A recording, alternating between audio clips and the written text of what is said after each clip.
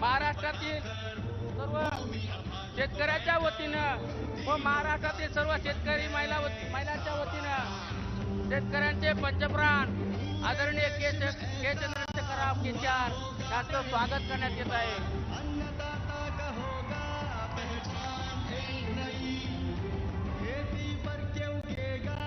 सर्व पाहुण्यांच्या वतीनं छत्रपती शिवाजी महाराज, महात्मा ज्योतिबा फुले यांच्या प्रतिमेचं पूजन करण्यात येणार आहे.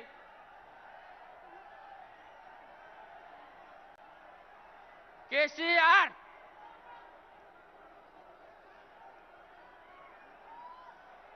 सर्वांनी खाली बसून घ्यावं.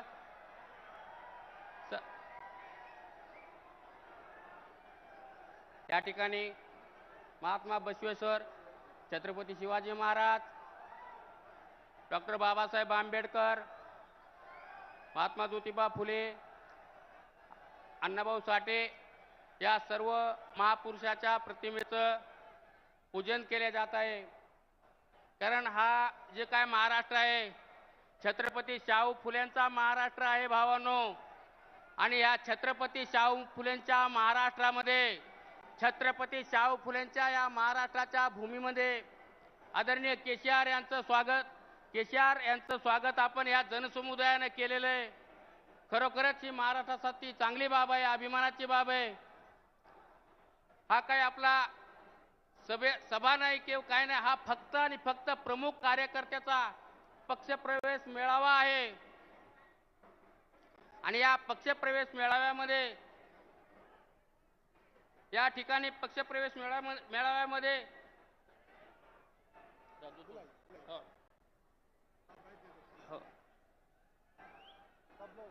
खाली बसावं. बाकीच्या मंडळीने सुद्धा सर्वांनी खाली बसून घ्यावं अशी मी त्यांना विनंती करतोय. हो हो. स्टेजवरील सर्व मंडळींनी खाली बसून घ्यावं. या ठिकाणी महाराष्ट्रातील एक युवा आमदार, महाराष्ट्रातील तरुण तडफदार व युवा आमदार आदरणीय आमचे मित्र दीपक अण्णा आत्राम हे भारत राष्ट्र समितीमध्ये आदरणीय केसीआर यांचं, चंद्रशेखरराव यांच्या उपस्थितीत प्रवेश करणार आहेत. त्यांच्याबरोबरच महाराष्ट्रातील जवळपास 5 ते 7 आमदार, जवळपास 9 ते 10 जिल्हा परिषदचे माजी अध्यक्ष, यानंतर या ठिकाणी आदरणीय दीपक अण्णा आत्राम यांचं स्वागत केले जात आहे. यानंतर दिगंबररावजी भिसे, मुरबाड, ठाणे जिल्ह्यातील हे आमदार आहेत, त्यांचं सुद्धा स्वागत करण्यात येत आहे. यानंतर प्रोफेसर मोहन पटवारी, उदगीर, लातूर जिल्ह्याचे हे माजी आमदार आहेत, त्यांचं सुद्धा केसीआर साहेब यांच्या हाताने स्वागत करण्यात येत आहे. यानंतर राजनजी तोडसम, यवतमाळ जिल्ह्यातील हे आमदार आहेत, यांचं सुद्धा या ठिकाणी स्वागत करण्यात येत आहे. यानंतर दैनिक देशोन्नतीचे संपादक आमचे मित्र प्रकाश भाऊ पोरे यांचं सुद्धा या ठिकाणी स्वागत करण्यात येत आहे. यानंतर महाराष्ट्रातील प्रसिद्ध कवी ज्ञानेश वाकुडकर यांचं सुद्धा या भारत राष्ट्र समितीमध्ये स्वागत करण्यात येत आहे. यानंतर संभाजी ब्रिगेडचे किसान आघाडीचे राज्याचे अध्यक्ष, संभाजी ब्रिगेडचे किसान आघाडीचे राज्याचे अध्यक्ष संतोष गव्हाणे हे सुद्धा भारत राष्ट्र समितीमध्ये प्रवेश करत आहेत. या ठिकाणी परभणी व हिंगोली जिल्हा परिषदेचे माजी जिल्हा परिषद अध्यक्ष दोंडीराम कालदाते हे सुद्धा भारत राष्ट्र समितीमध्ये प्रवेश करत आहेत. यांचं सुद्धा या ठिकाणी स्वागत करण्यात येत आहे. यानंतर मी दीपक दादा आत्राम यांना विनंती करतो की गडचिरोली जिल्ह्यातील सर्व कार्यकर्त्यांच्या नावाची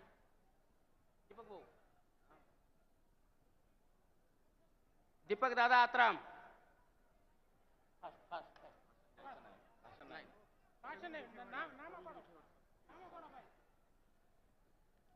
त्यानंतर प्रवीण जेठवाड यांचं सुद्धा या ठिकाणी स्वागत करण्यात.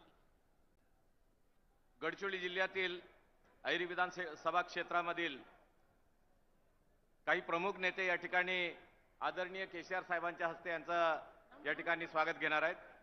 जिल्हा परिषद सदस्य आदरणीय अनिताताई आत्राम, जिल्हा परिषद सदस्य जयसुधाताई जनगम, जिल्हा परिषद सदस्य संजयजी चरडुके, जिल्हा परिषद सदस्य कारूजी रापंजी, नगरसेविका सुनीताताई कुसनाके, जिल्हा नगर परिषद सदस्य बंडूजी आलाम, सरपंच लक्ष्मणजी गावडे, अजयजी आत्राम, सूरजजी गावडे, बिच्चमयाजी कुडमेते, दिवाकरजी कोरेत, उमेशजी मोहुर्ले, नगरसेविका भवानीताई गागापुरपू,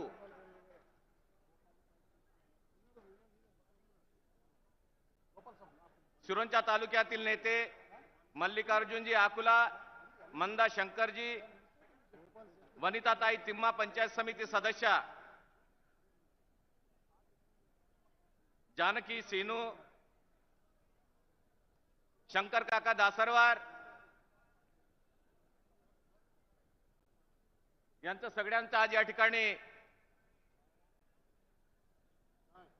बीआरएस मध्ये या ठिकाणी प्रवेश होत आहे आणि साहेबांच्या हस्ते त्यांचं या ठिकाणी स्वागत केलं जात आहे. धन्यवाद.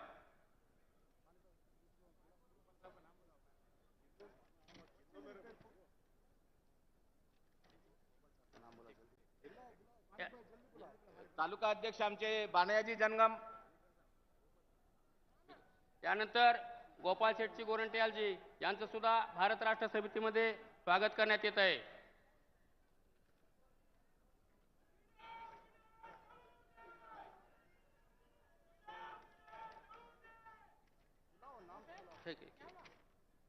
त्यानंतर ॲडव्होकेट पंढरीनाथ पवार अहमदनगर यांचं सुद्धा या ठिकाणी भारत राष्ट्र समितीमध्ये स्वागत करण्यात येत आहे.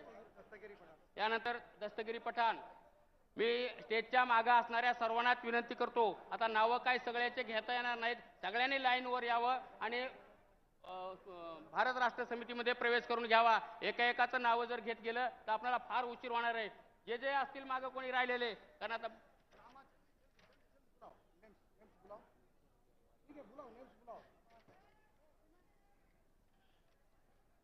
उमेश पाटील शिवसंग्रामचे जिल्हाध्यक्ष यांना विनंती करतो, यांचं सुद्धा भारत राष्ट्र समितीमध्ये यांनी स्टेजवर यांचं स्वागत आहे. Shankar Patil सावळीकर Prahar Janshakti party, advocate Sahebrao Chavan BSP महासचिव वंचित बहुजन आघाडी, नवीन पाटील, वचिष्ठ बेडके, भागवत गंगाधर गाडगे, बी आर माने, सौरभ मानपांडे नांदेड, काश्मीर सिंग नांदेड, जसपाल सिंग चोपड़ा, सुरेश पाल सिंग नांदेड, गजेंद्र सिंह नांदेड,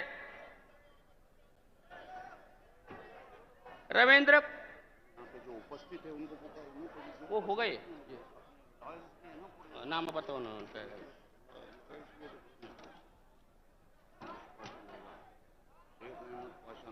लॉयर की टीम नांदेड़ के जो लॉयर पढ़ते जो नाम पढ़ते जो शेख सईद खान, राजा मौलाना अहमद, मौलाना आजम Rizwani, Namdev Chavan, Shankar Galwade, Gautam Bhandare, Manoj Kadam, Balaji Gontgiri, Gajanan Ojwade, Kailas Bondle, advocate Rajkumar Jadhav, Shiva Patil, Chandrakant Lokhande, Suresh Jadhav, Sumit Shrinivas Mumbai, Gurmeet Singh Nanded, Ramaswamy Pattaiah Nanded, Lanu Gunjal Ahmednagar,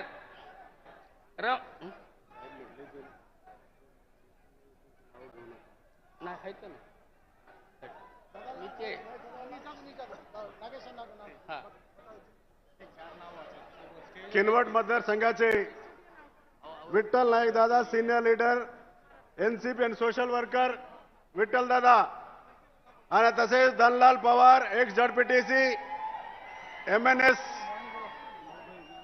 MNS contested candidate Dhanlal Pawar, Dadarao Tekam, Kolam Sangh Kinwat taluka, Sitaram Kudmete retired tahsildar Sarkani Kinwat, Ram Reddy sarpanch senior leader, Bhimrao Sonkamble Todasam Mahajan Sarkani Kinwat, Shrihari Neminwar Shrinivas Neminwar Velmasangam Kinwat Belluri, Ramu Piswar student leader, Sanjay Yarme ST youth Kinwat, Dilip Dhanlal youth Banjara અને पृथ्वीराज विश्वनाथ कुमरे सरपंच जरूर।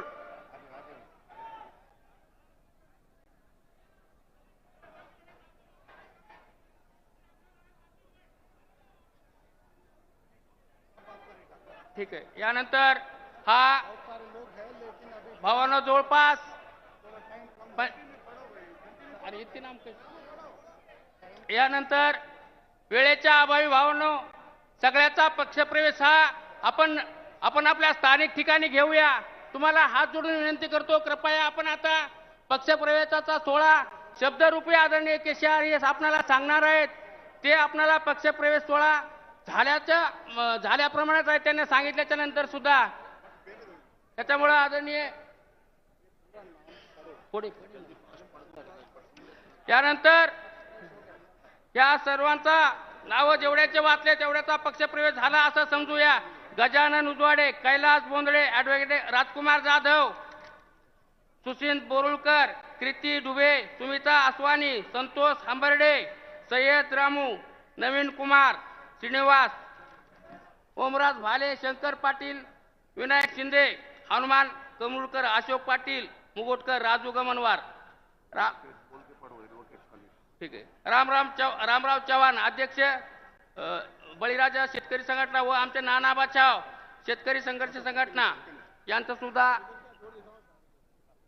मारुती आत्राम सरपंच गोगरवाडी, गणपती नरसिंगराव सलाम सरपंच पिपलगाव, गोविंद बापूराव कुडमते सरपंच बेलुरी, वसंत कुडमते सरपंच बुधारपेठ, किशन मारुती सरपंच शेरपूर, सत्यपाल गेडाम सरपंच कोपरा, शिवाजी बुरके सरपंच कुपटी, दत्ता सरपंच अंबाडी, मेसराम बाजीराव किरवाडे सरपंच बेल्लोरे, देवीदास सीताराम कुंभारे सरपंच पाटोदा, सुभाष सरपंच उमरी किनवट, राम रेड्डी एक सरपंच तंटा विमुक्ती, रमेश रेड्डी सरपंच।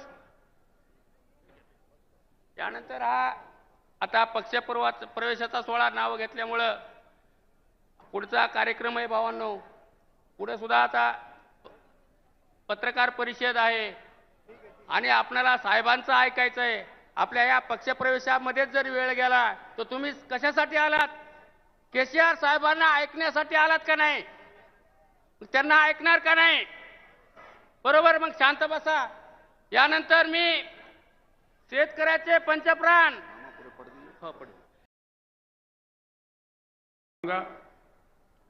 खास तौर पर हमारे पत्रकार भाइयों से भी,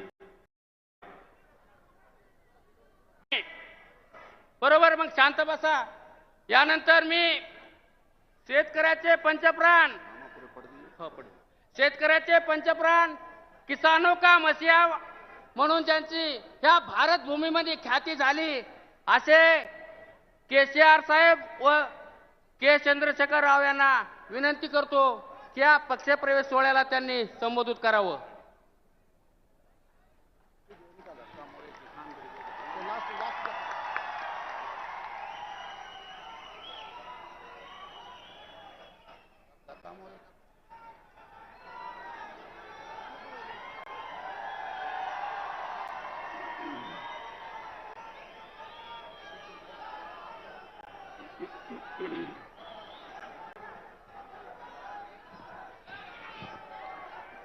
सबसे पहले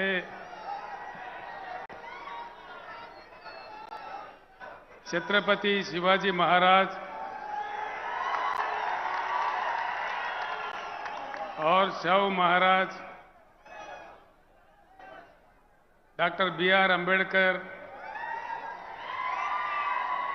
डॉक्टर ज्योतिराव फूले, मां सावित्रीबाई,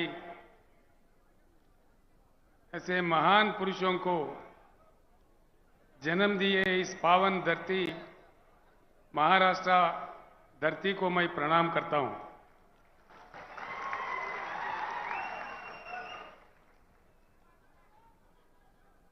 मंच पर उपस्थित नेतागण, महाराष्ट्र और तेलंगाना आज इस पक्ष प्रवेश सभा में आए हुए भाइयों, बहनों, पत्रकार मित्रों, मैं आप सभी को प्रणाम करता हूं।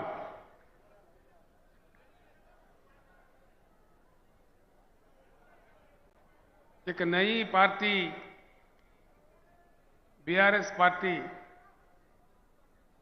कुछ समय पहले ही जन्म लिया था। इस पार्टी का नाम पहले टीआरएस था।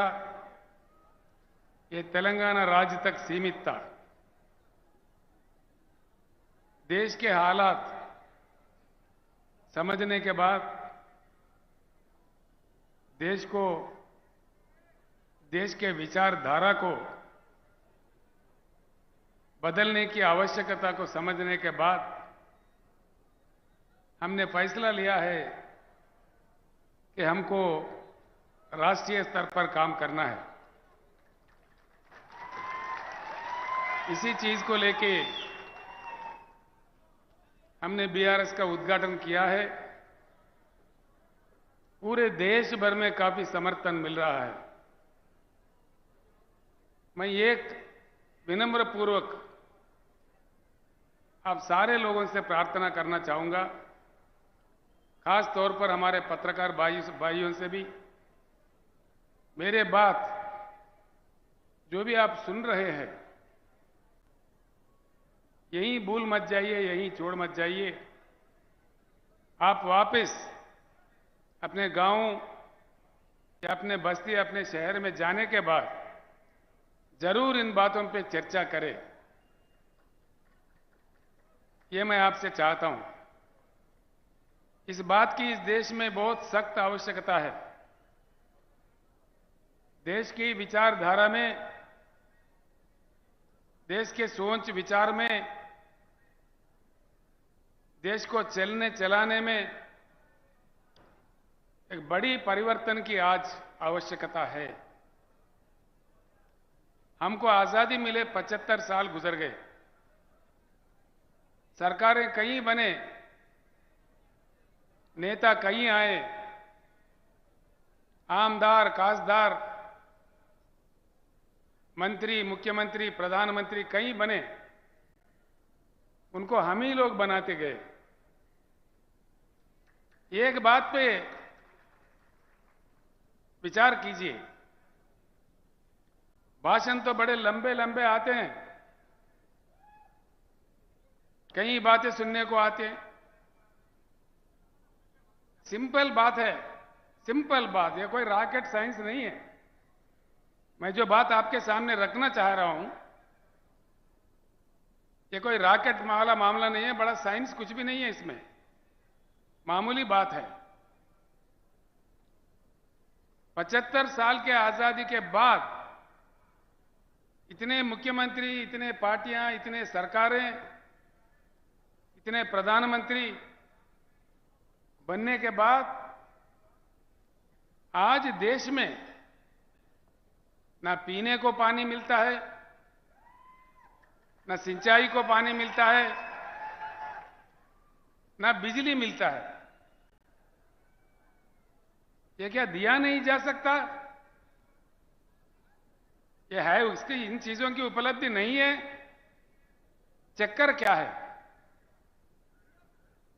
इस चीज को समझना है। हम समझ के भी ना समझ नहीं रहना चाहिए। एक बार समझ में आया तो एकजुट होना चाहिए। मेरा इतना ही बात है।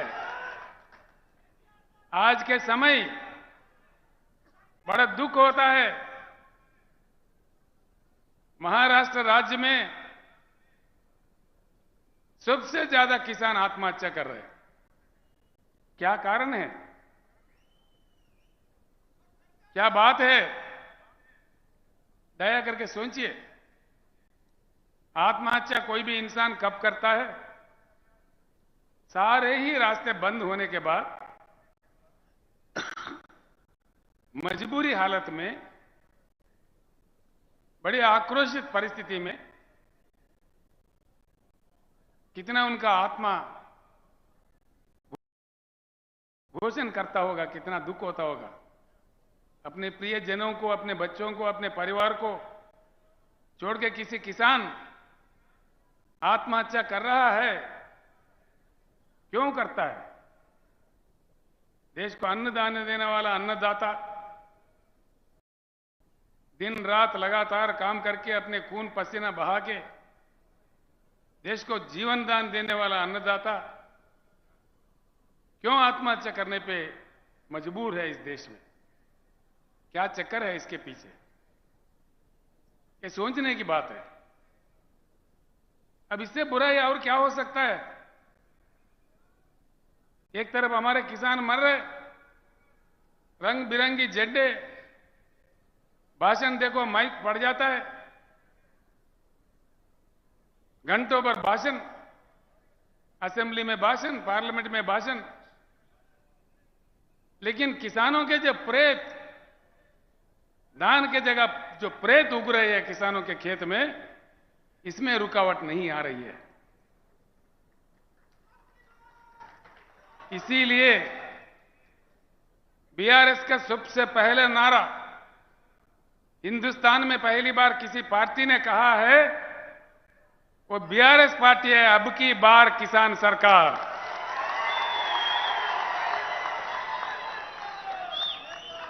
अब की बार, मुझे सुनने नहीं दे रहे, अब की बार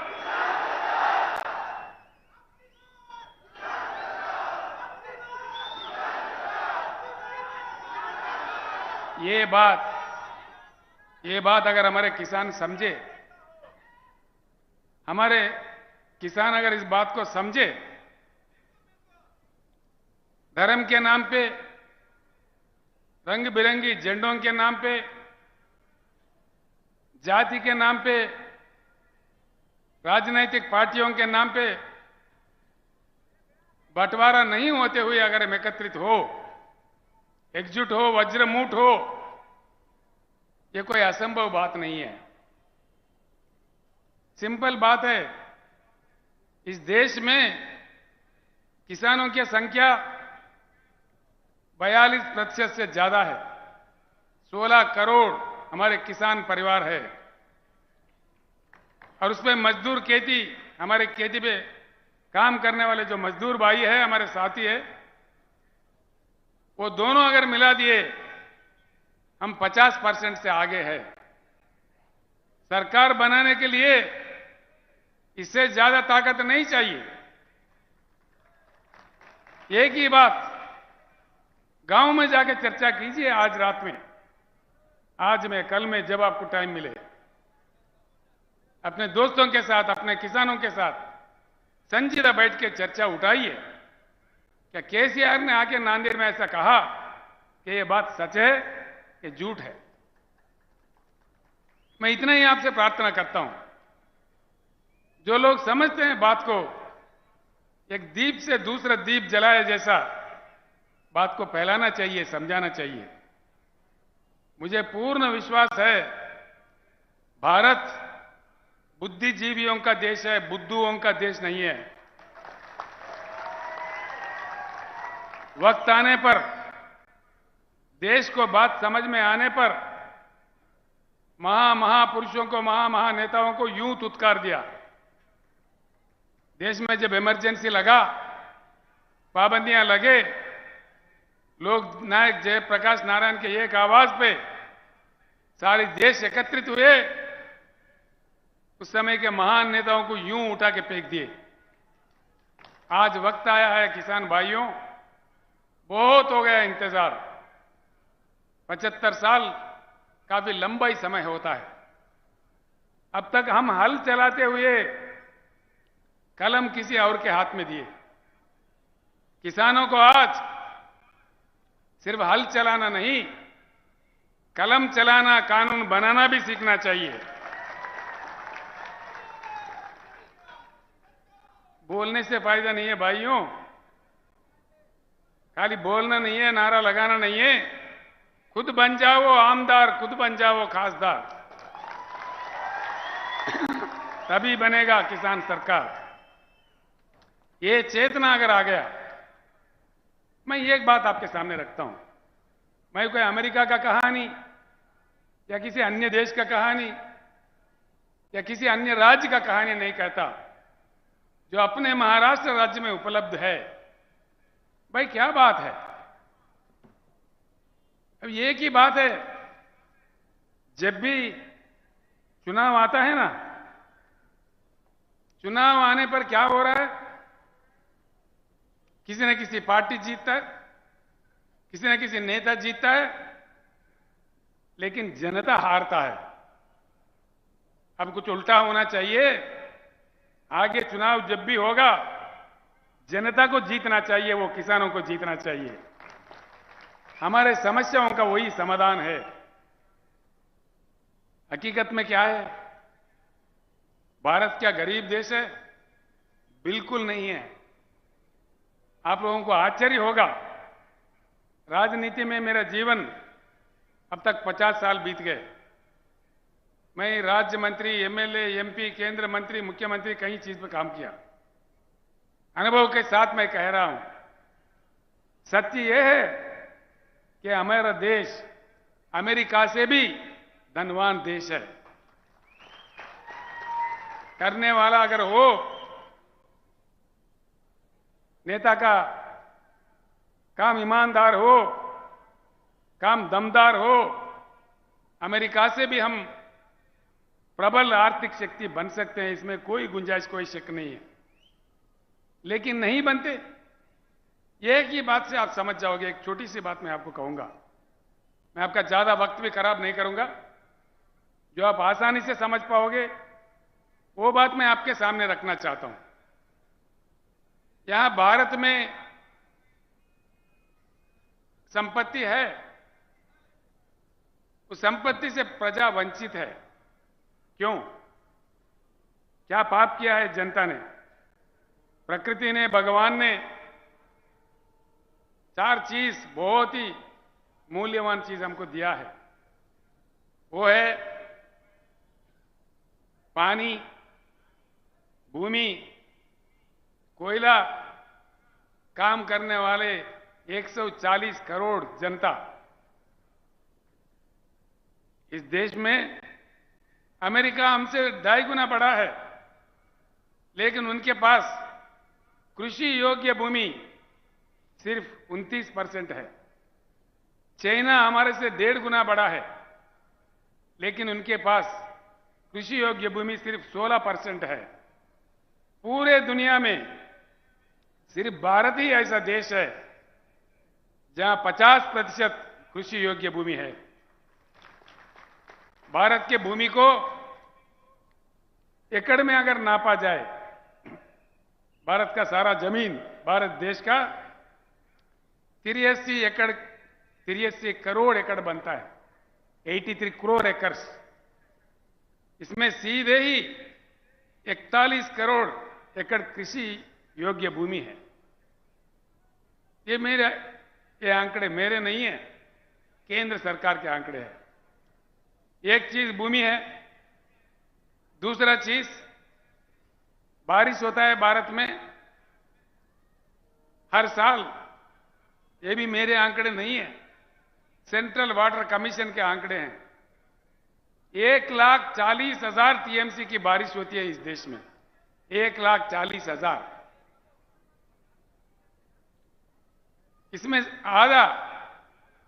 बारिश होने के समय में आधा प्रतिशत इसमें बाष्पीकरण होता है, एवापोरेशन होता है। बाकी 70-75 हजार टीएमसी शुद्ध पानी हमारे नदियों में बहता है, कश्मीर से लेकर कन्याकुमारी तक।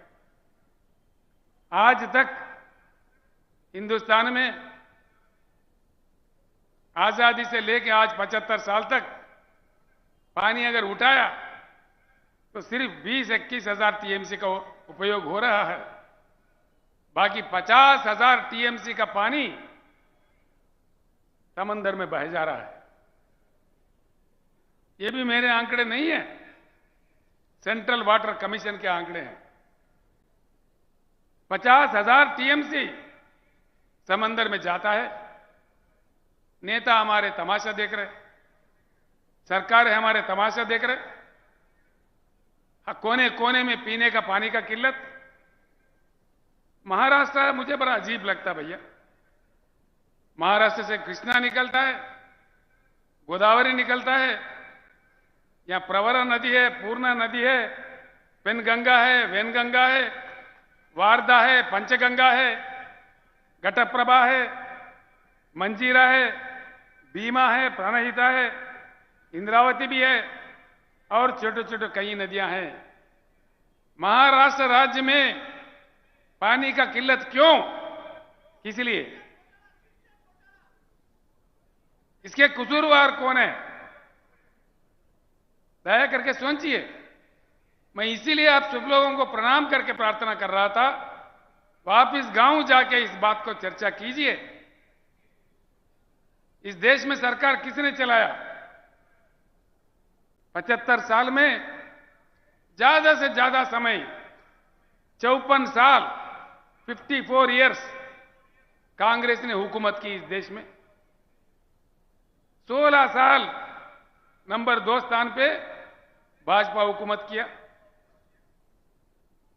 बस 3, 4, 5 साल दूसरे लोग आए और गए बीच में, कोई साल, कोई सवा साल, कोई 1.5 साल, कोई 8 महीना। वीपी सिंह, चंद्रशेखर, देवेगौड़ा ऐसे लोग कम समय के लिए थे। 75 सालों में 70 साल यही 2 पार्टी हुकूमत करते रहे। अगर कोई कसूरवार है तो ये 2 पार्टियां ही है। इस बात को गांव में जाने के बाद सोचिए, चर्चा कीजिए। ये लोकतंत्र है, लोकशाही है, हम अपने बात रख सकते हैं। हमारे संविधान इतना अधिकार हमें दिया है, ये हम किसी के व्यक्ति के ऊपर निंदा नहीं कर रहे हैं। जो इतिहास चला उसको साफ बता रहे हैं। अब देखिए, कुछ हल निकला, कुछ समाधान निकला। कांग्रेस गया, बीजेपी आया, भाई वही भाषणबाजी, कोई ये बात तो कोई वो बात।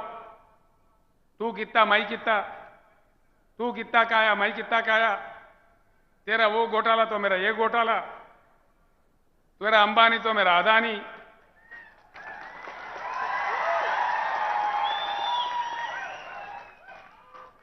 एक सिंपल बात मैं बताता हूं, सिंपल बात है जो आपके आंखों के सामने है, आसानी से आप समझ जाओगे। माननीय मोदी जी जैसे प्रधानमंत्री बने, उनका एक बड़ा गंभीर स्कीम था make in India. Make in India joke in India बन गए। क्या किधर गया भाई make in India? Make in India काम करता तो हर शहर में, भारत के हर छोटे छोटे शहर में चाइना बाजार लगता है। पतंगों का मांझा चाइना से आता है।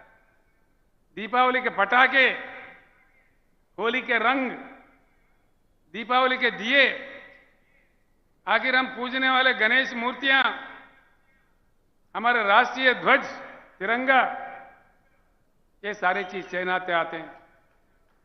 भाई घरे घर, गांव गांव, गली गली चाइना बाजार लग रहा है, तो कहां गया मेक इन इंडिया? चाइना बाजार क्यों लगता? भारत बाजार लगना चाहिए ना। बस ये बात सच है। नांदेड़ में कितना चाइना बाजार है गिन लीजिए। आप परमनी में जाओ, अकोला में जाओ, कहीं भी जाओ, सारे ही देश में, आप उत्तर प्रदेश जाओ, तमिलनाडु जाओ, तेलंगाना जाओ, आंध्रा जाओ, हर शहर में छोटे बड़े सब में चाइना बाजार लग रहा है। ये क्या हो रहा है देश में? कब तक ये बात चलते रहेंगे? ईमान से सोचिए, दिल से सोचिए। मैं इसलिए बार बार आपसे कह रहा हूं, मेरे बातों को सुन के यूं मत छोड़ दीजिए। मैं आपका भाई हूं, आपका बेटा हूं। मैं दुख दर्द से ये बात कह रहा हूं। ये बात जरूर सोचिए, चर्चा कीजिए। ऐसे ही 2-3 बात और बताने हैं। इस देश में 50,000 टीएमसी पानी जा रहा है। ना हमको पीने का पानी मिलता, ना सिंचाई का पानी मिलता, ना बिजली मिलता। फिर क्या मिलता भाई? भाषण मिलेगा, मन की बात, ये बात, वो बात। कब तक मिलेगा? हमारे मरते दम तक। मरी तो रहे हैं। तो इस बात पे बहुत सीरियस तरीके से आप लोगों को, खास तौर पर किसान भाइयों को, किसान घर के महिलाओं को, हमारे युवा लोगों को, हमारे पढ़े लिखे लोगों को, हमारे वकील साहब लोगों को, हमारे टीचर्स, लेक्चरर्स जो बुद्धिजीवी है, जो लेखक, कवि, गायक है, सारे लोगों को मैं सर झुका के प्रणाम करके इस पावन धरती, महाराष्ट्र के पावन धरती से विनय पूर्वक विनम्र करता हूं, दया करके इस बात पे सोचिए। ये कोई राजनीति नहीं है, हमारे जीवन और मृत्यु की सवाल है, जिंदगी और मौत की सवाल है। कब तक मरते रहेंगे? क्यों मरना भाई? क्या हमारी किस्मत यही है? हम आत्महत्या करने के लिए पैदा हुए? और तो और देखिए, मैं आपको एक बात बताता हूं। 2-3 बातें हैं, आप बड़ी आसानी से समझ सकेंगे। महाराष्ट्र में नदियां इतने सारे हैं, देश में तो और कई हैं। जैसा मैंने कहा आपको, मैं यहां से यहां के बाद पत्रकारों के पास काफी मटेरियल दूंगा आज। कल पूरे टीवी में, अखबार में भी आ जाएगा, वो भी पढ़ लीजिए। कुछ बातें अभी रखता हूं मैं, बाकी बहुत सारे चीज जो स्टैटिस्टिक्स है, ऐसी आम सभाओं में जो नहीं कहा जा सकता, वो आज मैं पत्रकारों के इसमें गोष्ठी में मैं बताने वाला हूं। कल जरूर दया करके अखबार भी पढ़िए, लोकमत पढ़िए, देशोन्नति पढ़िए, जो जो पत्र आपके पास आते हैं वो पढ़िए। एक बात सुनिए, दुनिया का सबसे बड़ा रिजर्वायर, पानी का रिजर्वायर है, हमसे बहुत छोटा देश में, जिम्बाब्वे देश में है। उसका स्टोरेज कैपेसिटी, उसकी क्षमता है 6,500 टीएमसी, 6,533 टीएमसी। सबसे दुनिया का बड़ा ये रिजर्वायर है। इसी प्रकार के नाइलू नदी पे, रशिया में अंगारा नदी पे, चाइना में एंगजी नदी पे, अमेरिका में कोलोराडो नदी पे, किसी अन्य देशों में अन्य नदियों पे 1000, 1500, 2000, 3000, 4000, 5000 टीएमसी के रिजर्वायर्स बन चुके हैं। इतना विशाल भारत, इतनी विशाल जनता, जहां सूखा भी पड़ता है, जहां बाढ़ से भी प्रभावित होता है, ऐसे क्या कम से कम 3-4 रिजर्वायर नहीं होना चाहिए? होना चाहिए कि नहीं होना चाहिए? सुनने में नहीं आ रहा है। होना चाहिए। ऐसे बड़े बड़े रिजर्वायर बनना चाहिए। फिर क्यों हमारे सरकार चुप बैठे हैं? मतलब ये नहीं बनते, और उल्टा चक्कर क्या बनते? क्या बनते? ट्रिब्यूनल। भाई देखो, मैंने जैसा कहा, हिंदुस्तान की कृषि योग्य भूमि है 41 करोड़ एकड़। सरकार अगर सही है, ईमानदार है, पानी उठा के दे दे तो हिंदुस्तान के हर एकड़ में पानी जा सकता है, पानी दिया जा सकता है।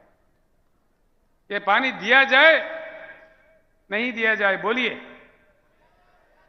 दिया जाए? समंदर में जाने के पानी लेके उठा के भूमि पे लाया जाए कि ऐसा ही छोड़ा जाए? आना चाहिए। उधर से वो नहीं बोल रहे, आना चाहिए पानी। जो चाह रहे हाथ उठाइए, आना चाहिए। तो मन तो साफ है, आना चाहिए। फिर कैसे आएगा? क्या ये सरकारों पे हम आशा कर सकते हैं? क्या ये बनाएंगे? ये तो ट्रिब्यूनल डालते हैं, ट्रिब्यूनल। 20, 25, 30 साल तक ट्रिब्यूनल का अवार्ड नहीं आता। उसके बाद कितने हमारे ऊपर लगा दिए, ग्रीन ट्रिब्यूनल, मट्टी ट्रिब्यूनल, एनवायरमेंट कमिटी, वो परमिशन नतीजे आए तक और 15 साल। उसके बाद फिर बजट, फिर पास करो, बनो प्रोजेक्ट, यानी कि तीसरा चौथा पीढ़ी में कोई पानी नहीं आएगा। 100 साल के बाद आएगा पानी। क्या ये सरकारें बनाएंगे? हम आशा कर सकते हैं? इसीलिए हमने कहा है अब की बार किसान सरकार बना तभी ये बात संभव हो सकता है। किसान सरकार बने तो ही पानी समंदर में जाने से रुक जाके जमीन पे आ जाएगा। हमारे बीड जिले में आएगा जहां सूखा पड़ता है, हमारे जालना में आएगा, हमारे परभनी में आएगा, हमारे लातूर में आएगा, हमारे गढ़चिरौली में आएगा। हर जगह जहां पानी की किल्लत है वहां आ जाएगा। घरे घर में भरपूर पीने का शुद्ध पानी हमारे घरों में आएगा। भाइयों, मैं आपसे एक बात कहना चाहूंगा जरूर। मैं तेलंगाना का मुख्यमंत्री हूं। 8 साल पहले तेलंगाना भी आपसे बड़ा बुरा हाल में था। करंट नहीं मिलती थी, पता नहीं कब आता कब जाता, भगवान जाने। कई किसान हमारा मर रहे थे करंट मोटर लगाने रात में जाके। किसी को बिच्छू काटा, किसी को सांप काटा, किसी को शाक लग गया। पीने का पानी नहीं था, सिंचाई तो बोलना ही नहीं, सूखा ही सूखा था। आधा लोग पेट हाथ में लिए पलायन थे, देश भर में घूम के मजदूरी कर रहे थे। बड़ी किल्लत थी। 7-8 साल के कड़ी मेहनत से आप लोग जानते हैं, नांदेड़ जिले के भाइयों, जो कि तेलंगाना नांदेड़ के बीच में, महाराष्ट्र के बीच में रोटी बेटी का संबंध है। रोज आना जाना है। आपके लोग, लाखों लोग, हजारों लोग तेलंगाना में आते रहते हैं और तेलंगाना के भाई बंधु यहां भी आते हैं। आज 24 घंटा करंट मिलता है तेलंगाना में। किसानों को प्रकल्प से जो पानी देते हैं, पानी प्रकल्प से, प्रोजेक्ट से, कोई पानी पट्टी नहीं, फ्री में पानी देते हैं। किसानों को 24 घंटा उच्च गुणवत्ता वाला बिजली फ्री में देते हैं। कोई जाके, कोई माई का लाल का दम नहीं है किसान के पास जाके तुम्हारा कितना एचपी है, कितने मोटर है, क्या तुम्हारे 3 मोटर है, 2 मोटर है, लगाओ, 50 मोटर भी लगाओ, कोई पूछने वाला नहीं है। कोई पूछने वाला नहीं है। आप जाइए, आप लोग आइए, मैं आपको आह्वानित करता हूं। 4 कदम यहीं आप आदिलाबाद आके देख सकते हैं। और किसानों को हमने 100% मराठी भाषा में 100% कहते हो, बीमा का जो रकम है 100% सरकारी बनती है। और दुर्भाग्यपूर्ण तरीके से किसी किसान का मृत्यु एक्सीडेंटल नहीं, सहज रूप में स्वाभाविक तरीके से भी, नेचुरल डेथ भी, नेचुरल मृत्यु भी अगर होता है 8 दिन के अंदर उनके घर में 5 लाख का चेक पहुंच जाता है। 70 लाख किसानों का हमने ऐसा किया है। अभी तक करीब करीब 1 लाख किसान जिनका मृत्यु हुआ उनके घर पैसा पहुंच गया है। और किसानों के लिए 10,000 रुपए हर एकड़ को निवेश के लिए देते हैं, हर एकड़ को। और खरीदारी दान जितना भी उगता है पूरा पैदावारी 7,000 हमने परचेजिंग सेंटर खोला है, सारा का सारा दान सरकार ही खरीदता है, पूरा एमएसपी देके। ये चीज जब तेलंगाना में संभव है तो महाराष्ट्र में क्यों नहीं, मध्य प्रदेश में क्यों नहीं, अन्य राज्यों में क्यों नहीं, पूरे भारत में क्यों नहीं? क्यों नहीं? नहीं इसलिए कि किसान सरकार नहीं तो ये सब कुछ नहीं। जहां किसान सरकार है वहां ये सब कुछ है। तो हम भी महाराष्ट्र में ये चाहेंगे या नहीं चाहेंगे? फिर बनाएंगे किसान सरकार? टंडा टंडा बोल रहे आप, बनाएंगे किसान सरकार? इसलिए मेरा आप लोगों से विनती है। दूसरी बात, ये पानी की कथा है, करंट का क्या चक्कर है भाई? आता ही नहीं है। क्यों नहीं आता? क्यों नहीं आता भाई? मैं एक बात कहता हूं, लिख लीजिए।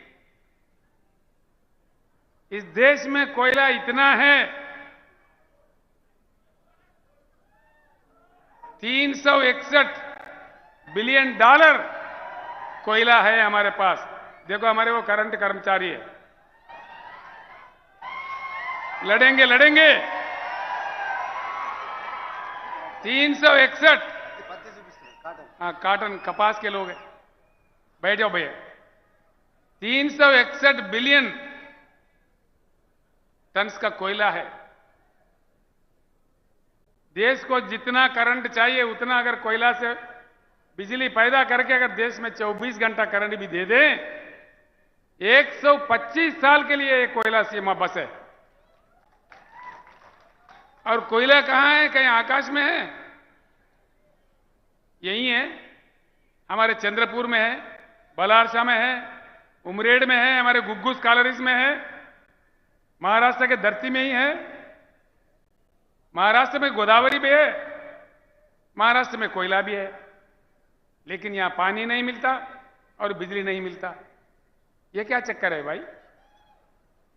जरूर इसमें दाल में कुछ काला है। ये बात अगर आप सही समझ जाओ, इसमें कोई संस्कृत नहीं है, कोई अंग्रेजी नहीं है, कोई जर्मनी जापानी भाषा नहीं है। कौन सा बड़ा समझने की बात है इसमें? बस हम झंडा देखते ही पागल हो जाते हैं। हमारा नेता क्या दिया? तुम्हारा नेता हमारा पार्टी क्या दिया? क्या बनते? जब ज्यादा से ज्यादा सरपंच बनते होंगे, जिला परिषद चेयरमैन बनते होंगे, लेकिन हमारे किसानों का प्रेत उठ रहा है। इसमें हमको एहसास नहीं होना चाहिए? हमारे घरों में पानी की किल्लत है, इसका हमारे एहसास नहीं होना चाहिए? ये राजनीतिक तमाशा जब तक चलता रहेगा तब तक हम खामोश रहेंगे, तब तक हम बटे हुए रहेंगे, जब तक हम एकत्रित नहीं होंगे। जो संपत्ति हमारे सामने है, हमारा अपना है, हमारे गांव में है, हमारे राज्य में है, इसको जाके हमको वर्ल्ड बैंक से कोई भीख मांगने की जरूरत नहीं है, कोई अमेरिका का फाइल पकड़ने का जरूरत नहीं है। हमारा संविधान है, हमारे कानून है, हम कुछ सब कुछ बना सकते हैं, हम में वो ताकत है, हम आजाद हिंदुस्तान है। लेकिन पार्टियों के नाम पे, धर्म के नाम पे, जाति के नाम पे बटे हुए, बिखरते हुए हिंदुस्तानी है। इसलिए हमारा हालत यह है। मैं एक बात पूछता हूं भाइयों, ध्यान से सोचिए, दिल से सोचिए। आज इस देश का लक्ष्य क्या है? भारत का कोई लक्ष्य है? भारत अपना लक्ष्य खो दिया है। अंधेरे में अपने रास्ते भूल जाके अपने लक्ष्य खो दे के भटक रहा है। बस चुनाव जीतना ही लक्ष्य है, कोई लक्ष्य नहीं है। चुनाव जीतो, दंगा करो, फसाद करो, जाति भेद लाओ, मतभेद लाओ, करोड़ों खर्च करो, शराब पिलाओ, हत्या करो, लेकिन चुनाव जीतो। कब तक जिताते रहेंगे? आकर हम तंग नहीं हो रहा है? जिता जिता के थक गए भाई। कितने आते हैं वोट भिखारी, हर चुनाव में आते हैं रंग बिरंगी कहानी लेके। नेता बदलता है, हमारे किसानों का हालत क्यों नहीं बदलता? किसानों का हालत अगर बदलना है, जैसा तेलंगाना राज्य में बदला है, किसान सरकार आने पर ही बदलता है। अब देखो, मैं दुबला पतला आदमी हूं। मैं जब शुरू किया था, नेता लंबे लंबे मोटे मोटे थे मेरे से। अरे बोला, ये दुबला पतला याद ये किसको दबा देगा भाई, इससे क्या होगा? अब क्या हुआ, देश जाता है। तो इसलिए नेता को दिखाया नहीं होना चाहिए। नेता का मोटापा कहां से आता है भाई? हमारे वोट से ही आता है। नेता बनता कहां से है? नेता का शक्ति क्या है? जब हम ये बात जान गए, जब तक ये बात नहीं समझेंगे भाइयों मेरे बहनों, हमारे को मुक्ति नहीं मिलेगा। हम ऐसे ही आत्महत्या करते रहेंगे, लेकिन हमारा कोई देखेगा नहीं। वो लोग हमको लाइट ले लेंगे। दूसरा बात, मैं आपको आश्वासन देता हूं, अगर आप किसान सरकार बनाओ, गुलाबी सरकार बनाओ, 2 साल के अंदर जगमगाता हिंदुस्तान, जगमगाता महाराष्ट्र। हिंदुस्तान के हर गांव में, महाराष्ट्र के कोने कोने के हर छोटे छोटे कस्बे में भी 24 घंटा उच्चगत गुणवत्ता वाला पावर देंगे। ये मेरा आपसे वायदा है। ये हमने करके दिखाया है तेलंगाना राज्य में। जब वहां संभव है, एक बात और सोचिए, तेलंगाना उनका रक्षा हुए, उनका बीमा किया जाए, फसल बीमा, किसल बीमा, जो झूठे वादे, झूठे ड्रामा है, नहीं सोचने की बात है। बहुत बड़े बड़े नेता है भाई, शर्म की बात है। उत्तर प्रदेश से, महाराष्ट्र से कई किसान नेता भी बोलते भाई हमको जाना है। कहीं को जा रहे भाई? धरना करना है। कहां धरना करना है? शक्कर फैक्ट्री के सामने धरना करना है। हर साल करना है क्या? गन्ना खरीदते हैं, पैसे नहीं देते, 3-3 महीने, 6-6 महीने, कहीं तो देते भी नहीं है, दाम भी नहीं देते। क्या घोटाला है इसके पीछे? क्या हमारे सारे नेता इनसे मिले हुए हैं? या तो फिर केंद्र सरकार के पास, राज्यों के सरकारों के पास, चाहे उत्तर प्रदेश का हो चाहे महाराष्ट्र के, या हमारे संविधान में, हमारे कानून में इतनी कमजोरी है कि किसानों को पैसे भी नहीं दिला पाए? ये क्या चक्कर है? सरकार अगर समझता 24 घंटे के अंदर पैसे ना आ जाए किसान के चौखट पे, नहीं आएंगे? आएंगे क्या नहीं आएंगे? यानी कि क्यों नहीं आ रहे? सरकार नहीं समझ रहे, सीरियसली नहीं ले रहे। इसीलिए 13 महीने का धरना देखो, आज क्या हुआ? कुछ निकला समाधान? 13 महीने का धरना का कुछ समाधान निकला? कुछ नहीं, निकलेगा भी नहीं। इसीलिए कि वो समझ बैठे हैं किसान एकत्रित नहीं होंगे, किसान के पास बुद्धि नहीं है। एक बार एकत्रित होकर बना के बताइए। नांदेड़ भाइयों, महाराष्ट्र के अन्य जिला से आए हुए भाइयों, मैं आपसे विनम्र पूर्वक प्रार्थना करता हूं, आगामी जिला परिषद चुनाव में किसान अपने ताकत दिखा दे, महाराष्ट्र सरकार झुक के आपके पास आ जाएगी। एक बार तो दिखाओ कम से कम। सरकारों को सीधा उंगली से जब घी नहीं निकलता तो टेढ़ा उंगली से निकलना चाहिए। तो इसलिए मैं आपसे विनम्रपूर्वक विनती करता हूं, जब तक हम बिखरे हुए रहेंगे, बटे हुए रहेंगे, हम कुछ नहीं कर पाएंगे। इसीलिए मैं आपसे फिर एक बार अनुरोध करता हूं, कहीं अन्य समस्या भी है। हमने सिर्फ किसानों के लिए नहीं किया, तेलंगाना में हमारे बुनकर भी आत्महत्या कर रहे थे, मर रहे थे। आज उनको सिर्फ 50% में ही सारे उनके लिए प्रबंधन करते हैं, उनके जो सामान चाहिए होता है। हमारे धनगर जो बकरी पालते हैं, 75% सब्सिडी पे भारत में सबसे अधिक 7 लाख के ऊपर बकरी के यूनिट लाके उनको बांट दिए हैं। कलालों का हमने काम किया है, जो सेंधी के जाड़ों का रकम होता है उसको पूरा बर्खास्त कर दिया है। हर किसी को हमने काम किया है। करते करते जो मछुआरे हैं, मछली पकड़ते हैं, उनके लिए काफी हमने काम किया है। उनका भी आज कल्याण हो रहा है। तेलंगाना में फ्री में डालते हैं पूरे सीड जितना भी है, आज वो भी खुश है। जो नाई है, जो हमारे कपड़े धोने वाले दो भी भाई है, उनके लिए भी 250 यूनिट तक का पावर फ्री में देते हैं। वो लोग भी थोड़ा इसको उपयोग कर रहे हैं। हर जिले में एक मेडिकल कॉलेज हमने कायम किया है। 1000 से ऊपर आवासीय विद्यालय हमने बनाए हैं तेलंगाना में। ये सारी चीज जब वहां हो सकता है, यहां भी जरूर होना चाहिए, हो जाएगा। अगर आप समझ गए तो यहां के नेताओं के चक्कर में झंडा में उलझे रहोगे, फंसे रहोगे, तो कोई काम नहीं बनेगा। तो इसीलिए मैं बार बार आपसे विनती कर रहा हूं, मैं जो भी कह रहा हूं, आगे पत्रकारों को मीटिंग में जो भी कहूंगा, उन बातों को जरूर सोचिए, गांव में चर्चा कीजिए। अगर मेरे बात सच है, मेरे बात में ईमान है, तो उठाइए गुलाबी झंडा, सरकार किसान का बनाइए, दम बताइए अपना, तब जाके समाधान मिल सकता है। आखिरकार दलित भाई, हमारे दलित वर्ग के लोग, पीड़ित वर्ग के लोग हैं, आदिवासी लोग भी है। दलित वर्ग के लोग कब तक रहेंगे ऐसा? इनके लिए भी तेलंगाना में अच्छा समाधान निकाला है।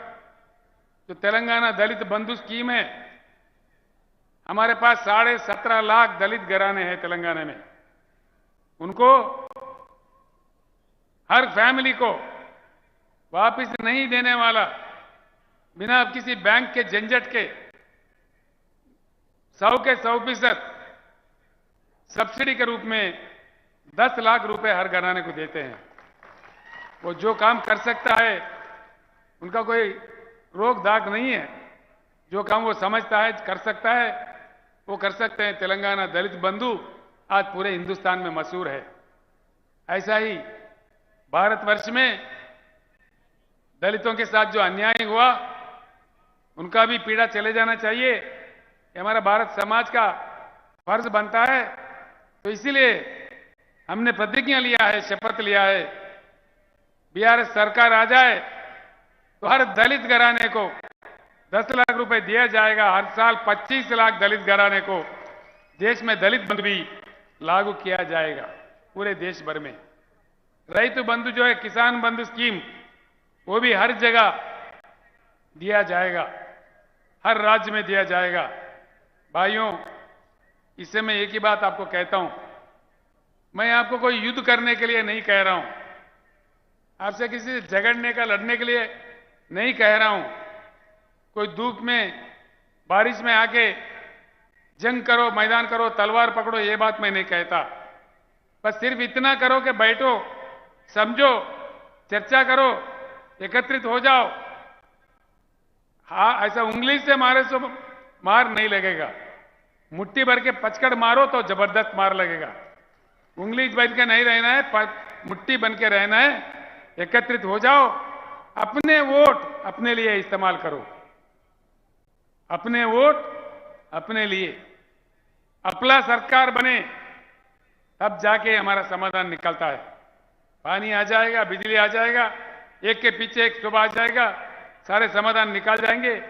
ये गोलमाल से हम हट जाएंगे, अपनी सरकार बना लेंगे। मैं आपसे नहीं, कई चीजें भाई क्या बोलते, मैं आपको कम बातों में कुछ बातें समझाने की कोशिश किया, काफी अन्य बातें भी है। किसानों पे मैं ज्यादा कहना चाह रहा था। इससे पहले हमारे धर्माबाद तालुके के बापूराव कदम जी, हमारे युवा मित्र गणेश कदम मेरे पास आए थे, काफी साल पहले से मेरे पास आ रहे हो। वो चाह रहे थे बार बार कि साहब आपकी आवाज महाराष्ट्र में आ जाए, नांदेड़ में आ जाए। मैं उनका शुक्रिया अदा करता हूं और आप तमाम लोगों का भी शुक्रिया अदा करता हूं। मुझे आशीर्वाद देने के लिए जो इतनी भारी संख्या, मैंने सोचा भी नहीं था इतनी बड़ी तादाद में आप आओगे। इतनी बड़ी संख्या में आके जो आपने एकता बताई, जो प्यार मुझे दी, जो आशीर्वाद आपने दिया है, मैं दिल में रखूंगा, मैं भूल नहीं जाऊंगा। ये मेरा पहली सभा था महाराष्ट्र राज्य में। कुछ ही दिनों में भाइयों बीआरएस का काम शुरू होगा। हमारे मानिक कदम जी जो किसानों के लिए जिंदगी भर लड़ते हैं, हमारे दशरथ सावंत काका, अभी उनका 84 साल उम्र है, 84 इयर्स, अभी भी वो किसानों के लिए तड़पते हैं। ये लोग तैयार किया है पूरा नक्शा। सिर्फ 8-10 दिन के अंदर हर गांव में बीआरएस की गाड़ी आ जाएगा, हर गांव में आ जाएगा। पूरे कमिटियां बनेंगे ताकत जुटाने के लिए, किसानों को एकत्रित करने के लिए।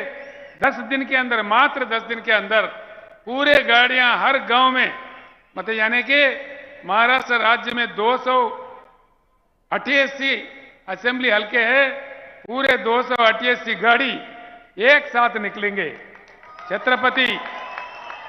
छत्रपति महाराज के जन्मस्थल जो शिवनेरी है, वहां माथा टेक के शपथ लेके किसानों का सरकार बनाने के लिए पूरी महाराष्ट्र राज्य में किसान कमेटियां बनाने का प्रक्रिया शुरू होगा।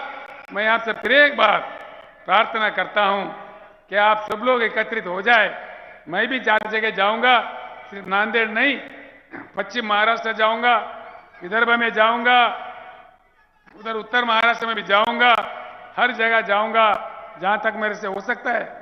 जो शक्ति भगवान ने मुझे दी है, मैं पक्का उसके लिए काम करूंगा। इतना कहते हुए, धर्मस्य विजयोस्तु अधर्मस्य नाशोस्तु प्राणिषु सद्भावनास्तु विश्वस्य कल्याणमस्तु। जय महाराष्ट्र, जय भारत, जय हिंद। धन्यवाद।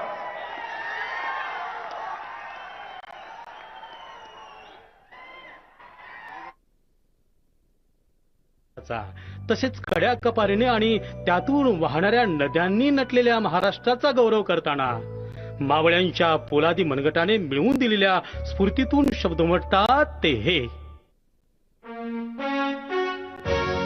जय जय महाराष्ट्र माझा, गरजा महाराष्ट्र माझा. जय जय महाराष्ट्र माझा, गरजा महाराष्ट्र माझा. भीमा वरदा कृष्ण कोयना भद्रा गोदावरी,